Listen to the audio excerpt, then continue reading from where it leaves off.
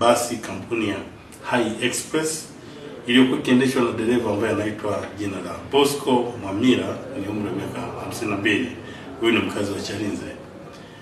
Ikiwa inatoka Dar es Salaam kuelekea jijini Mbeya, iligongana na gari lingine lenye namba za usajili BAR 9256 ZM kwa juu ALG 7806T aina ya FAO, kampuni ya AM Motors. Na baada ya tukio hilo la ajali iliweza kusababisha kifo kwa dereva wa basi. Baadhi ya madereva ambao wameshuhudia ajali hiyo nao wakawa na haya ya kusema. Hizi ajali sometimes tunazitaka kasiweje, ila cha msingi huyu bwana alikuwa hajachukua tahadhari.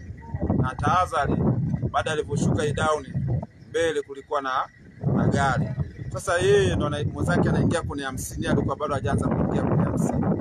Ndipo anaanza kuingia kwenye 50 anda kugusa, mwenzake kashapiga breki, ikabidi atoe.